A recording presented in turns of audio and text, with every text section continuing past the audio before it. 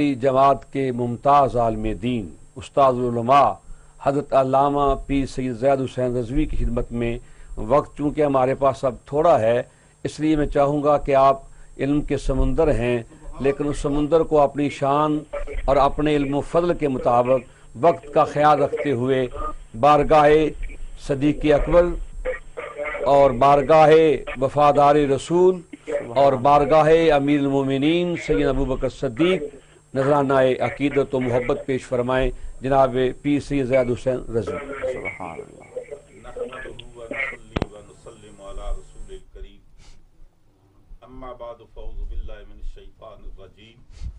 بسم اللہ الرحمن الرحیم۔ محمد الرسول اللہ والذین معه اشداء علی الکفار رحماء بینہم تراہم رکعا سجدا یبتغون فضلا من اللہ ورضوانا۔ صدق اللہ مولانا العظیم و صدق رسولہ النبی الامین الکریم ونحن علی ذالک من الشاہدین والشاکرین والحمد للہ رب العالمین۔ حضرات گرامی، آج ہم ڈی ایم ٹی وی کے اہتمام پر حضور سیدنا حضرت ابوبکر صدیق رضی اللہ تعالیٰ عنہ کی بارگاہ میں خراج عقیدت پیش کرنے کے لیے، نذرانہ عقیدت پیش کرنے کے لیے ہم جمع ہیں، اور سرکار دو عالم صلی اللہ علیہ وسلم کی یار غار خلیفۃ الرسول اور سرکار دو عالم صلی اللہ علیہ وسلم کے شیخ جن کی لخت جگر کاشانہ اقدس کی زینت ہیں، میری اور آپ کی ماں صدیقہ بنت صدیق محبوبہ محبوب خدا حضرت سیدہ عائشہ صدیقہ سلام اللہ علیہا آپ کے والد گرامی ہیں۔ پہلی بات گزارش یہ کرنا چاہتا ہوں،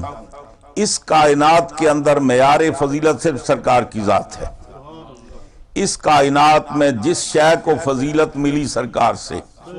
اس کائنات کو وجود ملا تو سرکار کی برکت سے، نبیوں کو نبوت ملی تو سرکار کی برکت سے، اس شمس و قمر کو تابانی ملی تو سرکار کی برکت سے، آسمان کو رفتیں ملی تو سرکار کی برکت سے، مجھے اور آپ کو وجود ملا تو سرکار کی برکت سے۔ وجہ فضیلت کائنات صرف سرکار کی ذات ہے، اور پھر سرکار کے ساتھ جس کا جتنا قرب ہے اسی لحاظ سے اس کا مرتبہ اور اس کا مقام ہے۔ جس کو جتنی دیر سرکار کی بارگاہ میں صحبت نصیب ہوئی، سرکار کی سنگت میں رہنا نصیب ہوا، جو جتنا زیادہ عرصہ سرکار کے پاس رہا، سرکار کی صحبت میں رہا، سرکار کے قرب میں رہا، اس کا اتنا بڑا مقام ہے۔ جس کا تعلق جتنا اٹوٹ ہے اتنا ہی اس کا مقام بھی عرفہ والا ہے۔ حضور سیدنا صدیق اکبر رضی اللہ تعالیٰ امت مصطفیہ کا تاجدار، سرکار دو عالم صلی اللہ علیہ وسلم کے خلیفہ بلا فصل، اور یہ یوں سمجھیے کہ یقینی طور پر سیدنا صدیق اکبر رضی اللہ تعالیٰ عنہ کا خلیفہ بننا سقیفہ بنی سعدہ میں صحابہ کے اتفاق سے، صحابہ کی بیعت سے تھا۔ یقیناً تاریخ ہمیں یہ بتاتی ہے کہ سیدنا فاروق اعظم رضی اللہ تعالیٰ عنہ کا خلیفہ بننا، حضرت صدیق اکبر کی آپ نے ان کو مینشن کیا، اس کے بعد تمام صحابہ نے اجماع کیا۔ حضرت عثمان غنی کے خلیفہ بننے کے آثار تو یہ ہیں کہ مجلس شورا نے منتخب کیا۔ حضور مولا کائنات کے خلیفہ بننے کی وجہ یہ ہے کہ لوگوں نے منتخب کیا۔ حضرت امام حسن مجتبیٰ کے خلیفہ بننے کی وجہ یہ ہے کہ امت نے بیعت کی، لیکن دراصل یہ بہانہ تھا، یہ خلافت اللہ نے عطا فرمائی ہے کہ خداوند قدوس نے ان مسلمانوں سے وعدہ کیا تھا کہ تم نے اپنے گھر چھوڑے میرے محبوب کی خاطر، تم نے مال و متاع چھوڑا میرے دین کی عظمت کی خاطر، تم نے تکلیفیں اٹھائیں میرے دین کی خاطر، تم نے درب سب کچھ قربان کیا میرے دین کی خاطر، پھر میں بھی خدا ہوں، تمہیں اس کا صلہ اس دنیا میں بھی دوں گا اور عاقبت میں بھی دوں گا۔ اور اس دنیا میں صلہ یہ ہے لا یستخلفنہم فی الارض، تمہیں زمین کے اندر جس زمین سے تمہیں ہجرت کرنی پڑی اس زمین پر تمہیں تاجدار بناؤں گا، جو ماتات ان سے خریدی گئی اس کا تمہیں مالک و مختار بناؤں گا۔ تو دراصل یہ بہانہ یہ بیعت کا ہے، لیکن دراصل ان 5 خلفاء کا انتخاب یہ خداوند قدوس کا ہے۔ اللہ تعالیٰ نے ہر کو اس معیار کے مطابق جس کی عمر جتنی تھی، جس کا موقع بنتا تھا، فرمایا تھا کہ زیادہ سے زیادہ سرکار کی جانشینی سے مستفید ہو سکیں۔ اگر پہلے نمبر پر حضور مولا کائنات خلیفہ بن جاتے تو یقیناً آپ کی عمر شریفہ زیادہ تھی، تینوں خلفاء اس سعادت سے معروم رہ جاتے۔ اگر حضرت عثمان غنی پہلے خلیفہ بن جاتے تو یقیناً شیخین اس سے معروم رہ جاتے، سیدنا فاروق اعظم پہلے خلیفہ بنتے، سیدنا صدیق اکبر معروم رہ جاتے۔ خداوند قدوس نے یہ خود انصاف فرمایا کہ ہم نے سرکار کی سنگت کے لیے بھی تمہارا انتخاب کیا ہے، اور زمین پر تمہارے تمکن کا انتخاب بھی یہ ہم نے کیا ہے۔ ہم نے وعدہ کیا تھا کہ جن کو لوگوں نے بے سہارا سمجھ کر گھر سے نکالا تھا، جن کی دکانیں چھینی تھی، ہم انہی کو اس زمین پر خلافت عطا فرمائیں گے، تمکن عطا فرمائیں گے، قوت عطا فرمائیں گے۔ اور پھر اللہ تعالیٰ نے وہ قوتیں عطا فرمائیں کہ دنیا کے بڑے بڑے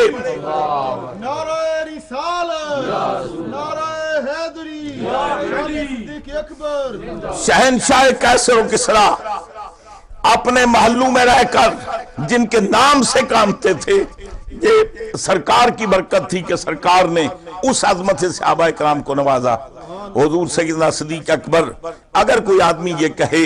کہ شاید ان کے ایمان کے اندر خلوص نہ تھا، ایسی بات تھی، میں یہ عرض کرنا چاہتا ہوں کہ جن حالات میں سیدنا صدیق اکبر ایمان لائے، ان حالات میں وہ کون سے ایسے تھے سمجھتے تھے کہ میں اگر ایمان لے آؤں گا تو آگے چل کر میری دنیا میں بڑی کامیابی مجھے حاصل ہوگی۔ اس وقت کلمہ پڑھنا دنیا بھر کی تکلیفوں کو دعوت دینا ہے،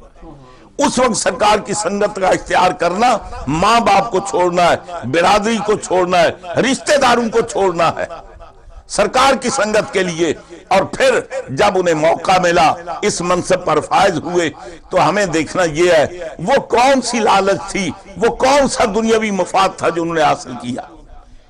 کیونکہ ہمارے موضوع گفتگو سیدنا صدیق اکبر رضی اللہ تعالیٰ عنہ کی ذات ستودہ صفات ہے۔ جب آپ کے وصال کا وقت آیا تو آپ نے فیملی کو جمع کیا، جمع کرنے کے بعد فرمایا کہ میرا جو ترکہ ہے اس میں یہ کرنا کہ جتنے حصے دار بنتے ہیں ان کے اندر تقسیم کرنا، اور ایک آپ کی شہزادی ابھی دنیا میں تشریف نہیں لائی، پہلے بتایا کہ میری ایک بیٹی پیدا ہونے والی ہے، اس کا بھی حصہ ہے، جن کا نام حضرت ام کلثوم بنت ابوبکر ہے، وہ پیدا ہونے والی ہیں۔ اور اس کے بعد فرمایا کہ سب سے پہلے